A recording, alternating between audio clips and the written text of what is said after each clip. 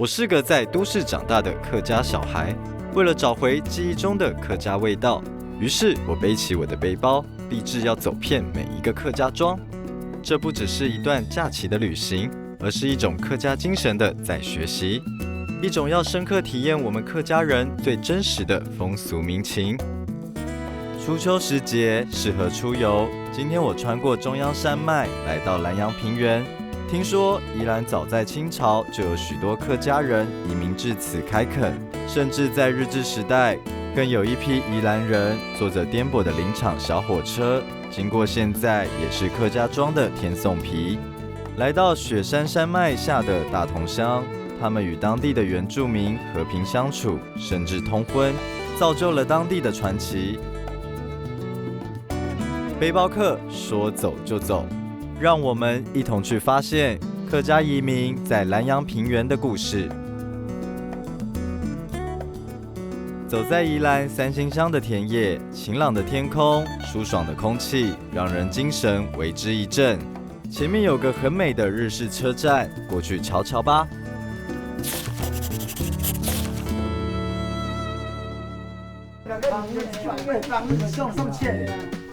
阿叔，我可以帮你们拍一张照片吗？帮你们拍一张照片。可以，好，可以啊。哦，我是从台北来的啦。我从台北来的。我刚，因为我很喜欢你们刚刚一起聊天的这个画面。你看，我们这吃饱了，就是对啊，拍起来这个画面很好看。就是平常都到这边聊天的，平时都就会常来坐在这里聊天。对啊，哦，年纪大了嘛，没有地方去，大家都来聚会在一起啊，聊聊天，谈天说地。阿爸，我想问一下，为什么这边会有一个这么特别的一个车站啊？哦，这个，就是早期啊，是太平山开发的时候，用木材，运送木材，运送木材，对，原木。伐木砍下来，从太平山经过流笼放下来，到了土场，这条林场铁路就是专门用木材的，后面还带着2个客箱，伐木的工人啊，这每一站都有伐木的工人，有火车站嘛，从竹林一直到土场这个地方。都有火车站，所以这是只是其中一站。这个是中间站，我们机门很好，一看到远远的地方啊，火车的烟冒出来了，就要12点了。哦，非常准时。中午啊，种田的人啊，收冬了，中午要吃饭了。那不到了下午3点的时候，火车又走上来，下面从东边，罗东那边是东边，从东边那边一看了，有冒烟了。那么就会提醒家庭主妇啦，或者家长会提醒该煮下午的晚上的饭啦。阿爸，为什么这里有那么多的客家人？据说啦，都是桃子苗那边移过来的啦，第2度移民，因为那边早期都是丘陵地带，开发生活不方便，那边都是早期嘛，都是种茶比较多。这边开发是比较晚，但是这里面移过来的比较多的是，一般来讲是姓尤的、姓廖的、姓黄的、姓张的、姓邓的、姓宋的。那目前天松边廖本来是廖跟邱最多，大部分现在是变成姓宋的最多。姓宋的大部分都是从平镇或者宋屋那边过来的。哦，用姓氏可以分辨出他过来的客家人。对，都有一个区域性的。然后在这边如果是祖先牌还有什么堂，这个什么堂都有。提到当年客家家族在天颂皮的盛况，旁边的宋伯伯也忍不住加入谈话了。他说，当初天颂皮就是因为要运送太平山上的樟树到山下提炼樟脑沙，所以造就了许多客家人的聚集。因为当初这个菊脑在1895美国这个发明了这个电影呢，日本话叫映嘎，那个胶卷呢，散落落，这个原料就是樟脑里面提炼出来的。那樟脑呢有3种，有香樟、臭樟，牛樟是3种。那只有香樟才有那个脑砂就是做这个胶卷的原料。所以当初这个全世界75%这个脑砂就出在这个台湾只有桃竹苗，甚至以后没有以后就是在来这边在开采这个菊脑。就我们从那个时候我们姓宋的家族啊，就搬到这边来。我们来这边前后有113年。那现在因为社会的变化，大家现在都是种的那些农业这个产品啊，大家的我们像这些宗亲啊，以及我们这些在地这些人啊，子孙都往外发展。所以剩下的这个老人家在这边。听了宋伯伯的话，让我不禁好奇，当年客家移民到了天颂皮是如何生存？客家人早期在这里的生活形态是什么？形态是刚刚开始是因为姻亲的关系了，介绍过来，他过来开发伐木的也有，就是开垦的啦。就是可以享受开垦的，因为这个地方是后来开发的地方啊。土地啊，只要你开垦下去，这个地方就是你的嘛，所以这样生活比较方便，比那个桃竹苗那边生活好一点。所以说他传，可以到这个山上砍木哦，砍木的工资一天啊，是比那个上班的人还多啊。就是来这边了，开花就对，种茶啦，种橘子啦，多种的经营啦。现在没有办法，只有一项的经营没办法生存了。客家人就是这样。原来当年天颂皮车站附近都是客家人居住的聚落，难怪走在这里，到处都可以听到亲切的客家话。为了寻找戴校长所说早期客家移民在此垦殖的脚步，我前往位于台七线上的玉兰社区，让我搭顺风车的司机大哥说，玉兰社区有位茶农林大哥，他就是典型的客家人，建议我可以去找他聊聊。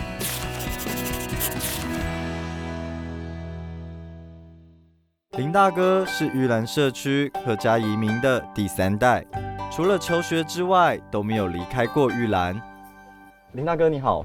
你好，现在我觉得在这边喝茶好惬意哦。对啊，这边环境不错，然后风景也不错。玉兰茶其实是我们这边地区所产的茶，叫玉兰茶。我们这个地方叫大同乡的玉兰，所以这边产的茶叫玉兰茶。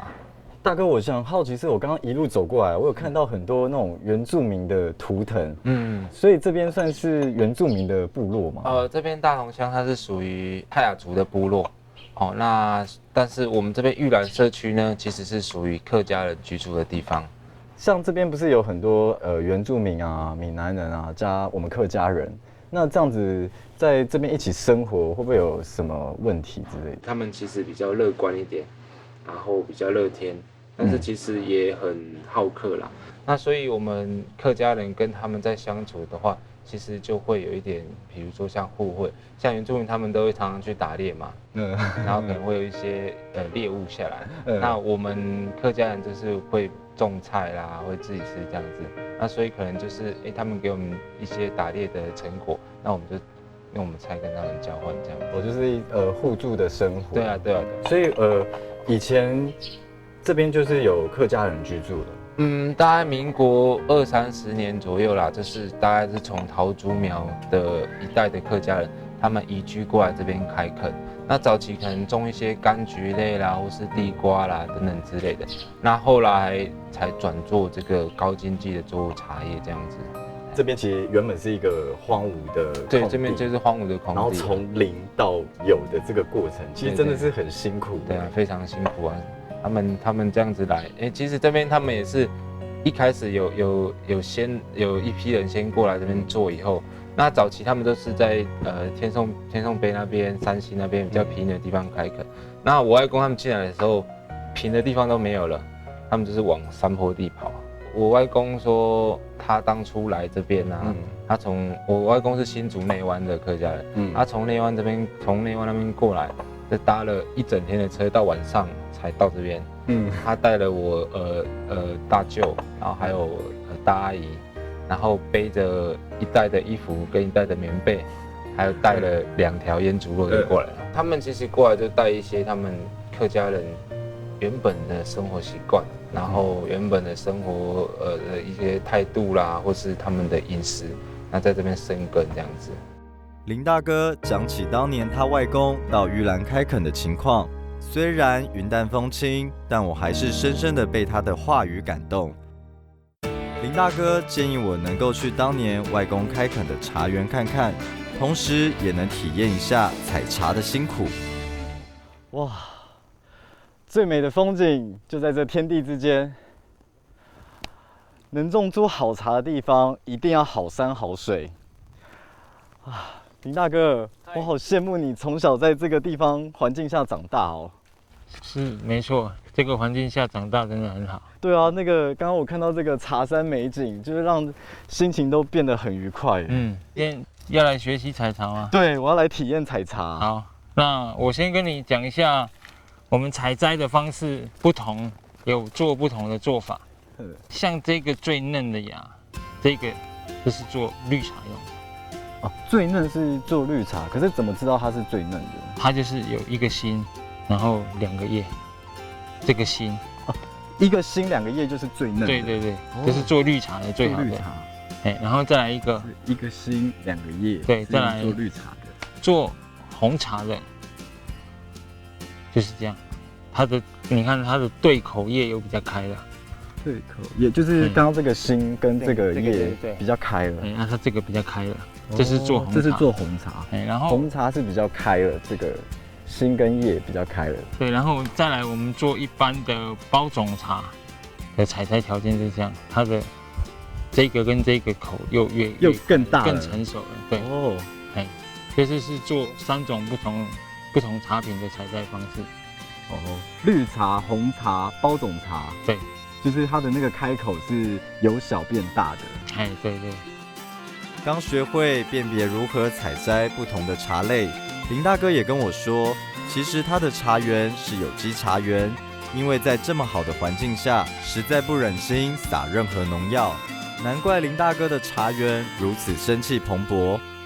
有机是为什么会是叫有机？是因为它是无农药吗？有机其实有机它就是无农药、无化学肥料的耕作方式。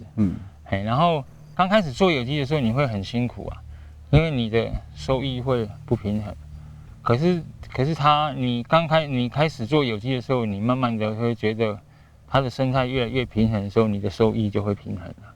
哦，对啊，有机一个最大的好处就是我们都戒毒，因为以前没有做有机栽培的时候，你自己在喷农药，其实是农夫吸的最多。还有一点就是你有机耕作，你不太需要受到天气的影响。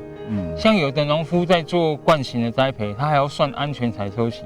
譬如说，好几天都下雨，然后开始好天气了，要采收了，可是你的农药的安全期还没过怎么办？你是不是也要采？因为往后可能又下雨了。所以变成有一些蔬菜啦、水果啦会有农药残留的问题。对，如果你依有机耕作，你就没这个问题，说采就采，因为它没有毒啊。哇，所以其实有机也算是健康，对，也是从我们客家先民无形中的耕作方式，然后学习传承下来。对。既然林大哥种的是不撒农药的有机茶，那我还在等什么呢？马上请教林大哥采茶的诀窍。林大哥，我刚刚看你采茶有一个方式是有技巧的。对，就是用这样采。哦，在你要的长度采。对，心这边然后是往上。对对。所以大哥是这样子捏着，然后往上。对。然后这样。哦，原来采茶也有技巧。有。那可是这样子，每天就是要来这边这样一直采。对，所以现在的一般的采茶都会放刀片。这边都会放刀片。这边放刀片，对，放刮胡刀的刀片，然后用胶带粘起来，然后就用这样压，啪一声。哇，好聪明的方法哦！我们的茶青含水量在最少的时候采摘回来制作是最香的时候，就是在中午11点到下午3点这个时段。中午10点到3点，那其实就是太阳最大的时候。对，因为那时候的茶青的含水量最少，你回去做成好茶的条件最高。因为一斤茶总共要这样要差不多有3000个，要摘到3000个才有1斤茶。东方美人茶的话可能就要有3万颗才有1斤东方美人茶。所以不可以杀价。对，今天记住了，不可以杀价。没错，对。可是真的这样好辛苦哦。就是没办法，为了生活啊。原来我们平常喝到的茶，竟然隐藏着那么多学问。采了一个早上，林大哥看我也累了，就请妈妈制作他们家传的客家烟熏鸭来慰劳我。林大哥刚刚私下告诉我，他们家竟然有用茶做出来的创意料理，实在是太不可思议了。大姐，我想问一下，你现在在做什么？我在做我们家有机茶叶做出来的那个人阿伯，董后些人阿伯鸭就是买回来，我们要先烟熏过，先腌过，然后再加红茶去煮好，再有机茶叶去烟熏鸭。原来林妈妈拿手的这道烟熏鸭，是利用林大哥的有机红茶茶叶，将已经半熟的鸭肉熏到具有茶叶香。听说在玉兰这一带颇具知名度，所以就是要用这个熏，会有那个烟熏味嘛？对，它因为我们是已经用那个蜜香红茶泡的茶水，然后已经把它焖熟了。这个已经事先要先泡1个小时的蜜香的红茶，然后才能再来这个熏。对啊。然后因为鸭子它本身的味道很重啊，然后我们就用那个茶叶去把它盖掉。然后它还有一个，又有茶叶的香，又有蜜的香。所以它吃起来会很不错的一道菜。好期待哦！因为我第一次听过，竟然是用茶然后去做的这种创意料理。然后这道菜为什么是客家人做出来、研发出来的？因为客家人比较勤劳，而且做这道菜是比较费时的。因为也不可以买现成的，你就是要买回来，然后要洗过，要冲我们像我们这个山水啊，要冲1个小时，然后再把它用那个盐巴把它腌，让一点点咸。大姐也是从小就是看着阿婆啊他们这样煮菜，然后在旁边学习怎么做这个腌制食品嘛。对，因为他们喜欢吃，所以就会比较会做，比较会用心去做了。哇，那其实这道菜里面一定有那个大姐融入自己对小时候阿婆做菜的那种印象。对，它还有很多味道都会恰恰好。在厨房啊烟熏的时候啊，客人都说：“哎，有糖炒栗子的味道。”对，偷偷的瞄啊，原来不是，原来是那个人阿伯。对，好香哦！对，现在这个味道已经扑鼻迎面而来了。原来在玉兰客庄长大的大姐，自小看见阿婆做这道运用客家烹饪技巧的美味，就牢记在心中。所以，即使在不是很热闹的客庄，也能享用到客庄的传统味。哇，这道人阿北已经做好了，好期待哦！那我们赶快去上菜吧，赶快吃这一道蜜香红茶熏鸭。好，走。好，我要来赶紧吃这个人阿北。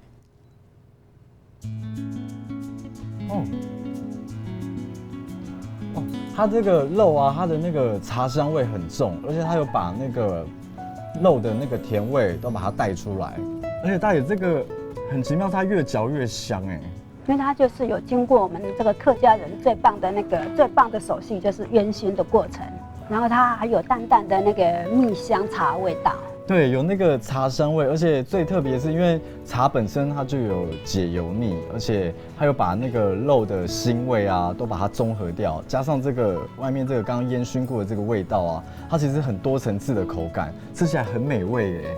而且这一道的那个茶熏鸭是别处是吃不到的，哦，只有在这里吃得到。对，所以客人每次来都会说啊，我一定要吃到那个蜜香红茶熏鸭，我一定要吃那一道。如果我刚好没有了，我就说啊，那下次我就请你再多请你吃一盘这样。那客人他还是会回来吃。大姐，董雄董后生喽，卡架来生喽。这个板就是要这样，把它搅拌，这个是最辛苦的一步。不会啊，大姐，蛮好玩的。对啊，现在很好玩了，到最后你就知道了。我懂大姐的意思了，因为它其实现在越搅啊，它会开始，它会越重，对，越重，然后会开始寸步难行。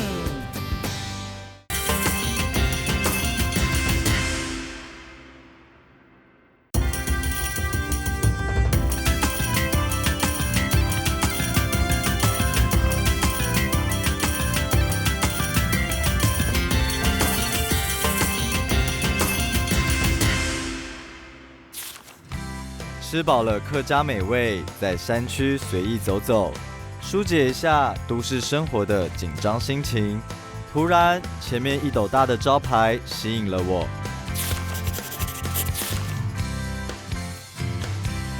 大姐，我刚刚在前面有吃到一个是用茶做的那个熏鸭，你们这边是有用茶做的板哦？有啊，这个就是我们的插板啊。哦，这个就是插板。对，这个是嘴不细的。哦，我可以试试看看吗？可以呀。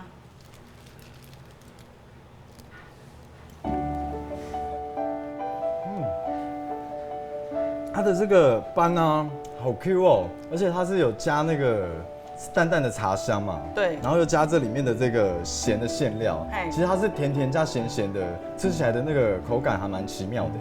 对啊，很好吃的插板啊。大姐为什么会想到要用绿茶，然后加到这个斑里面啊？这个以前我们是客家人啊，爸爸以前我们都在这边做茶，后来年纪大了啊，所以说他们没办法茶没办法做，他们就来做个插板看看啊，给邻居吃啊，邻居吃说这个插板很好吃嘞啊，我们可以做一点来卖这样，所以说才会这样延续到现在。哦，就是无形中，然后突然就是阴错阳差，然后做成这个茶班。对，嘿。所以那个从爸爸那时候就做这个茶班，然后交到大姐手中。哎，对。那我可以体验看看做这个茶班吗？可以啊。好啊，那麻烦大姐带我去好了。好。原来叶大姐他们家也是客家移民，在玉兰落地生根，多年来始终传承着客家饮食及生活习惯。听说他们也是当地唯一全家都还能说流利客语的家族。叶大姐，茶班要先做什么？要先泡米，然后再磨浆。哦，磨浆。对。然后还要在这边压柜。好啊。茶班哦。那我现在是要先帮你做什么？先搬石头。好，先搬石头。好。困难的交给我。好。所以是直接把它搬下来。对。好。哦。其实这个有重量哎，有吗？这个是蛮重的哎，所以叶大姐平时都是你自己一个人搬吗？对啊。哦，所以应该是先拿这个哦。好，重的交给我，重的交给我。然后把这个板子拿下来。好。然后这个翻面吗？对。为什么要翻面？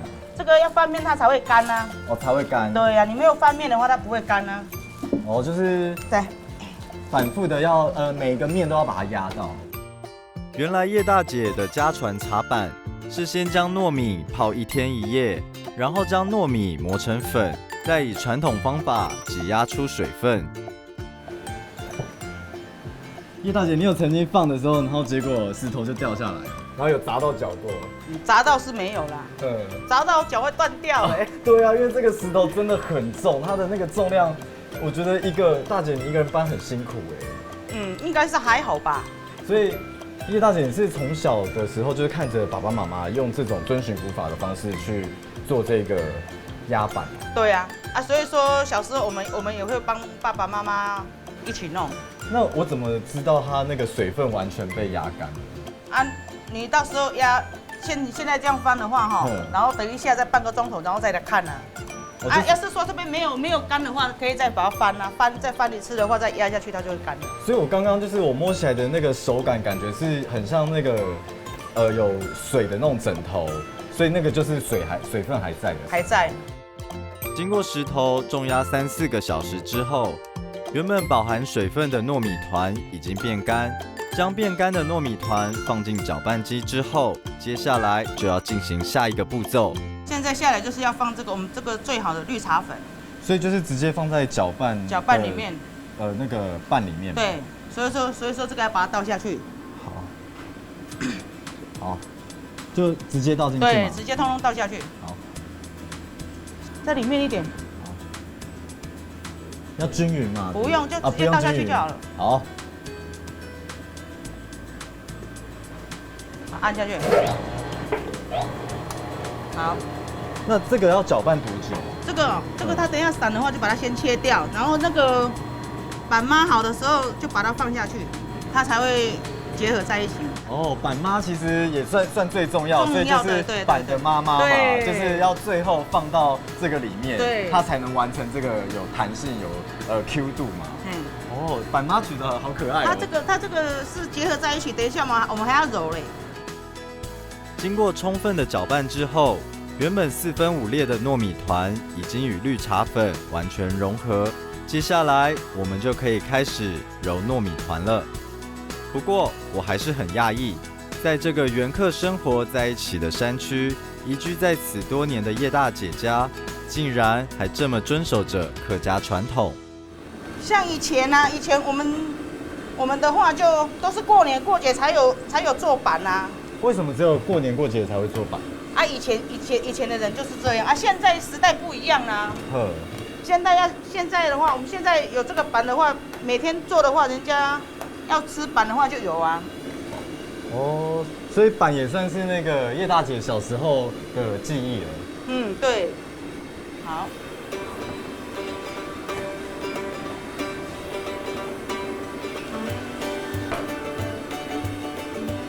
这真的是跟时间赛跑的工作，做这个不能改掉。对啊，我们做这个不能太快啊。哦，所以就是每个都需要耐心，慢慢的用，才能做出好的柜、好的板。好的板。将经过搓揉的糯米团切成小段之后，丢进滚水中煮熟，直到所有的糯米团都浮起来，锅中水分渐渐被煮干，接下来才是重要关键。这个板就是要这样，把它搅拌，这个是最辛苦的一步。哦，这是最辛苦也是最重要的一个步骤。嘿，所以我现在是把它搅拌均匀就好了吗？还是没有，要搅拌到像那个板一样。好，板很 Q 的板。所以我是左右这样旋转都可以，还是这样由下往上都可以。哦，都可以，随便你。大姐真的是很随性。好，左右。不会啊，大姐蛮好玩的。对啊，现在很好玩了，到最后你就知道了。我懂大姐的意思了，因为她其实现在越搅啊，她会开始，它会越重，对，越重，然后会开始寸步难行。我已经开始转不动了。我就这样与茶板奋斗了将近半小时，刚才吃的烟熏鸭也快被消耗光了。终于，有没有看到这个很粘稠，就知道那个阻力有多大了。我们在搅拌的时候是真的是很难搅拌的，因为它都是使劲的力气，可是都在原地不动。哇！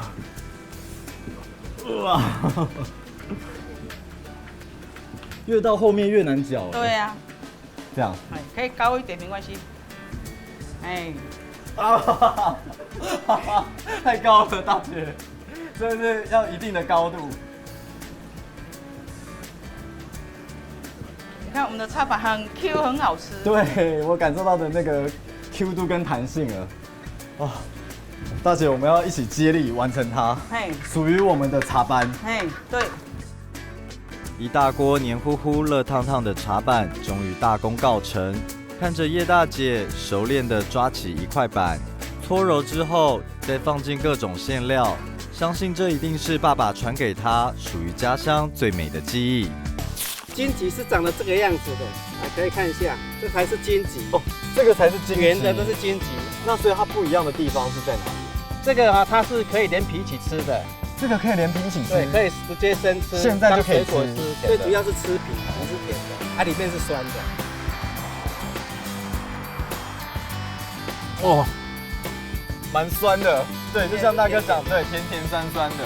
那荆棘你再吃看看，荆棘的话，这整个都是酸的。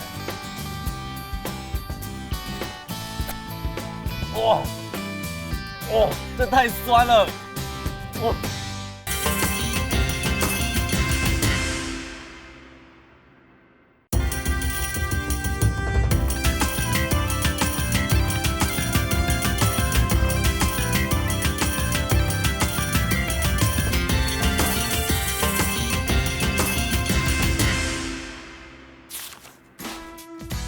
刚才叶大姐也跟我说，礁溪附近有个林美社区，住了不少客家人，可以去看看。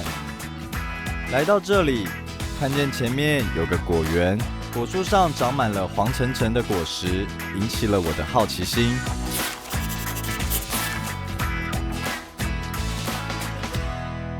大哥，你现在在采的这个是这个种的那个荆棘吗？哦，这个不是荆棘，这个不是叫荆棘吗？金枣，它的原名叫金柑。可是长得很像哎，我对有点分不出来哎，我以为是我们那个客家做一种的那个荆棘。荆棘是长得这个样子的，啊，可以看一下，这才是荆棘。哦，这个才是荆棘。圆的都是荆棘。哦，原来它是用这个对，像我们形状啦，就是荆棘那个我们那个做一种的荆棘是用这个圆形的，对然后这个金枣是比较椭圆形的。那所以它不一样的地方是在哪里啊？这个啊，它是可以连皮一起吃的。这个可以连皮一起吃，对，可以直接生吃，现在就可以当水果吃。对，那我可以试吃看看。可以，好啊，吃看看。它皮是甜的，皮是甜的，最主要是吃皮，皮是甜的，它里面是酸的。哦，蛮酸的，但是也是好吃。对，就像大哥讲，对，甜甜酸酸的。那荆棘你再吃看看，荆棘的话，这整个都是酸的。哇，哦，这太酸了，哦，像我们一般好酸，一般客家人，这个太酸了。我们一般客家人都是用这一种做荆棘酱，当蘸料非常好吃，酸酸的。对，因为吃起来其实这个是酸酸甜甜的，然后是可以接受的酸，这个是无法接受的酸，太酸了。大哥，它这个叫金枣，该不会它就是因为金色，所以就叫做金枣？对，金枣呢，它都是因为它金黄色，然后它的形状呢，很像枣子，很像枣子的形状，所以我们给它取名叫金枣。那我们林美这里的客家人，他因为我们这里种的荆棘的人不多，我们这里大部分种的都是金枣，所以对，所以我们林美这里的客家人大部分都是用金枣，来做金枣酱，代替金桔酱。哦，还有金枣酱哦，金枣酱，那它吃起来就是像我刚刚的口感，酸酸甜甜的。对，酸酸甜甜的。哦，啊，跟苗栗那边客家人用的金桔是不大一样。哦，我们这里的客家人是用金枣。哦，好特别哦，用金枣做的酱哎。原来金枣是当年移民到南洋平原的客家先民，为了适应在地多雨环境以及靠近山边的地形，才广泛种植的作物。那像我们以前呢，也可以把金枣啊用搓动，然后用麦芽加一点盐下去煮，煮成金枣糕。哇，金枣糕哦！对，金枣糕呢是以前我们宜兰呢非常有名的名产，是金枣糕哦，不是真糟糕哦。金枣糕，真糟糕谐音，金枣真糟糕，很像真糟糕哎。对。那金枣呢，90%以上呢都是在我们宜兰这里生产。哦，所以大哥，你现在这一片啊，全部都是金枣，全部都是金枣。那所以种这个金枣啊，它是有季节性的。哦，它采收是有季节性的。它主要每年是12月到2月是盛产期。哦，那就是最近哎。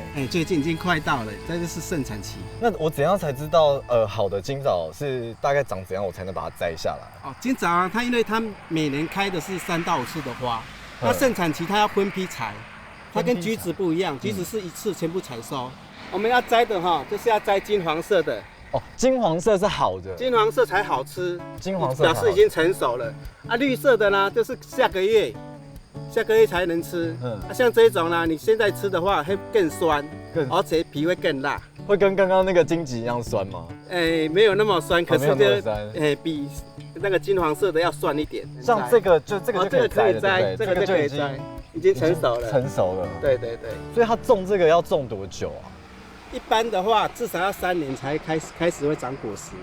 这个要种3年。对，像我这个园区啊，已经18年了。像大哥，其实我有发现宜兰算是气候比较多雨，所以这个多雨会影响金枣的这个生长吗？多雨就是对金枣更好，皮嫩汁多，皮嫩汁多，所以我们这里非常适合种金枣。像我们这个大部分都是做蜜饯，然后这几年呢，我们推的是鲜食。你刚才吃里面是酸的，对不对？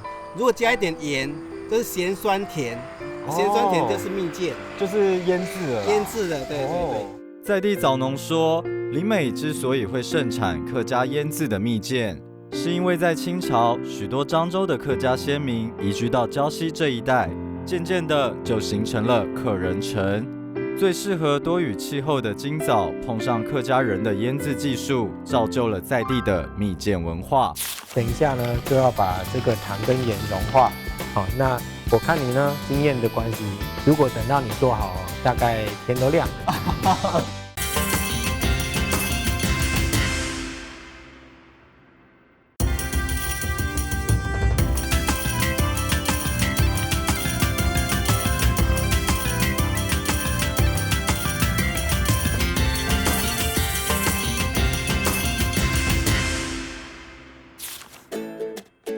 谈到金枣及客家的腌制，刘大哥告诉我，既然到了宜兰，一定要去一个特别的地方。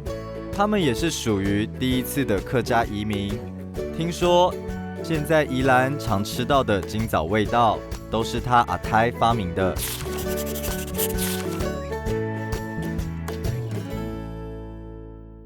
大哥，我看到这个建筑物好漂亮哦。欢迎你来哦，这是我的金枣蜜饯工厂。真的吗？所以你是老板吗？啊，你好。你好，带你进去走走。好啊。跟你介绍一下，这是我们最古老的一个选果机。好，那我们在这边呢做一个微缩版给大家看。选果是怎么一回事？为什么要选果？因为水果一定有分大小，它是天然的东西，跟一般我们做糖果用模具做出来不一样。那你做的时候呢，才可以说，小颗的啊，那它在做的时候可能比较快一点，那大颗的要更久一点。所以它就是把它区分开来。对，不然你像如果不区分的话，它制作时间都不一样，那这个完成度也会不一样。这个在移动的时候呢，你看大颗的就会随着里头的螺旋不断的被带出来。好，那我们就可以把它做一个简单的分类。大哥为什么会在这里做金枣？我们为什么会有这个金枣的工厂呢？是从我阿台那个年代开始的，那已经有30年的年代，那就开始带很多的学生来这边认识蜜饯是怎么样，那我们有什么样在地的水果，然后可以用什么工法做成课本里头写的那些蜜饯，然后老奶奶呢，他们那年代呢做的蜜饯又是什么味道，然后就在这边不断的做一些教学。透过教学把上一代的味道把它记忆下来，也顺便透过教学让这个文化继续的流传下来。是啊，传统其实就是不断的去学习跟教育，然后并练习，有一些经验。传统一代一代的。这种东西是不断的推演才会出现。对，这个观念是非常重要的，就是文化就是要一直这样被传递下来，然后不管它是有传统还是创新，但是一直流传下去就是最棒的精神。对，我们到现在我这一代已经算第4代了。第4代，那我就会不断的跟大家讲说，你看，很多人都说我们要保护传统，要传承。那我就会告诉大家说，你知道吗？传承这件事情，人才是真正的传承的工具。对，我们人才有感情，才有记忆，才有回忆，才有那些味道还有家族等等的情感。好，那我们一代一代不断流传下去，才是真正的文化。听着林老板的介绍，其实心中有更多疑问。我想知道为什么宜兰盛产金枣，也想知道当年他的阿胎是如何在这一块南洋平原上奋斗。林大哥跟我笑了笑，他说：“坐下来喝杯金枣茶，让专家为我解释吧。”为什么宜兰啊会种这个柑类啊？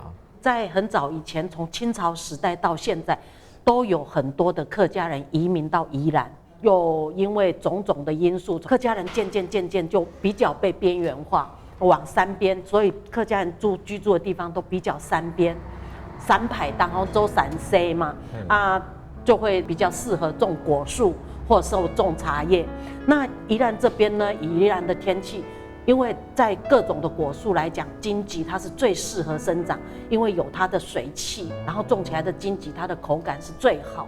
那因为以前的人呢，他对于这种水果的保存，以前没有冰箱嘛，他保存，所以用客家人的那种腌制方法，做含淡的方法来做呀，积累呀都有东西，所以就是因为它腌制起来好保存，它就可以不用冰箱。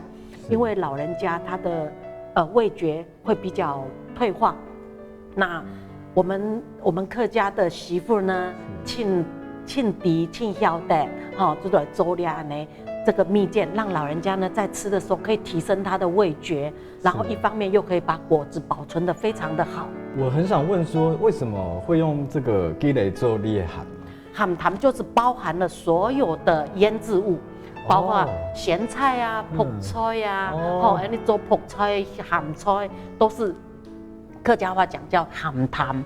那为什么要这样做？就是我刚刚讲的，以前人没有冰箱，为了要保存这些食物，他必须用盐来做它的防腐剂，然后用糖来带出它的食物的味道。刚刚有学到那个大姐教的，原来因为我妈妈以前教我这个蜜饯是叫烈含。可是刚刚大姐教了我是叫，其实腌制文化都可以总称它叫喊汤。对，哇，今天学到喊汤。对，哇，大姐宜兰客家人因地制宜的生活态度，除了在金枣上面的表现之外，大姐更举了另一个客家庄玉兰的例子。玉兰有那个茶叶做的菜包，然后就是那边的客家人在那边种茶所研发出来的菜包，我们客家讲竹笼拌。猪笼拌，对，因为它的造型呢，就像以前客家人抓小猪的那个猪笼，长形的，然后有一个背脊，对，那个就客家的竹笼拌，它加了茶叶。听到大姐谈到那么多例子，又知道林老板的工厂可以体验金枣 DIY， 我不禁蠢蠢欲动，想一试为快。大哥，我看到这边好多的工具，所以我们做蜜饯是要从哪一个地方开始？从认识我们的食材跟工具开始。好，想要做金枣蜜饯其实不困难。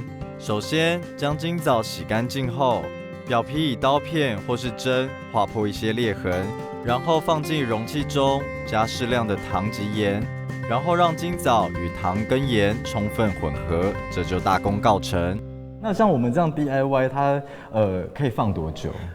等一下，像我们今天在做的这个呢是没有动到火哈，一般我们会煮过呢可以放1整年没有问题，但是我们今天没有要动到火去煮，所以呢我们可能只能够放10天。10天，对。如果用火的话，就是可以保存1年。对，因为我们会煮过，会无菌嘛，那而且我们会熬更久之后呢，它的整个入味的效果更好了。等一下呢，就要把这个糖跟盐融化。好，那我看你呢经验的关系，如果等到你做好，大概天都亮。原来做金枣蜜饯这么简单，剩下最后一个步骤了，让我努力来摇动吧。你有没有听到声音开始有出那个水的声音？有听到。然后呢，接下来你要开始慢下来。有水的声音嘞，有对，然后你把它停下来，然后看一下，然后把它晃一晃。这样绕。对，像这样子绕一绕。这样绕一绕。对，为什么要做这个绕的动作？因为其实你要检查一下，把上头，然后再倒过来绕一绕。倒过来绕一绕。对，这样子的动作基本上就是让你看到说，到底糖跟盐有没有融化掉了。那接下来呢，我们把它倒过来来打开，闻闻看味道。你要诚实的感受哦。哇，好香哦，就是大自然的味道哎。对，想不想先偷吃一口？好啊，可以吗？先试吃。对，这个是可以直接吃的。这是可以直接吃的，因为我们做的是水果嘛，对，试试看。好吃哦，好吃哎，而且我很喜欢那个，我刚刚咬到刚好是那个皮，它咬起来的那个嚼劲是很够的，而且它的那个天然果香啊，是会让你心情舒服的，就是会给人幸福的感觉。我们吃的肉吃太多了，那油腻也很多，好，那我们怎么样油切呢？靠老祖宗的智慧，这个呢，当你吃完一些腊肉啊、香肠哦，那种味道很重的呢，你吃一颗这个金桔蜜饯，你会发现到说，哇，好舒服哦，整个那个肠胃啊都得到了一些所以它这个其实可以解油腻。对，可以解油腻啊，然后它可以消胀气，在《本草纲目》里头就有记载到了。那蜜饯呢，它是最天然的糖果，甚至是说，真正的糖果应该就是蜜饯，因为它是糖制的水果。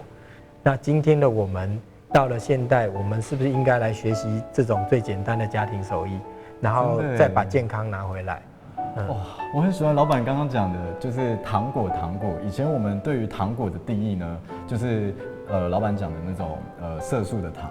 那林大哥自己用自己的解读跟自己制作这个蜜饯，把它解读成这也是糖果，而且是天然的糖果。我很喜欢这个故事糖果。对啊，这样取得很美它就是糖果。谢谢。在这个微凉的秋天，我背着背包来到台湾的后花园宜兰。原本只是享受一个人旅行的单纯与快乐，没想到却在这块民风淳朴的地方，发现了客家先民移民的痕迹，并见证到他们在地生根、枝繁叶茂。天颂皮客家先民的足迹，玉兰茶农林大哥的努力与地方融合。茶板的叶大姐追寻爸爸传承的味道，全新栽培出品质更加精早的尤大哥，传承阿泰100年前好滋味的林老板，在都让我这一趟宜兰的背包客之旅充满了不一样的回忆。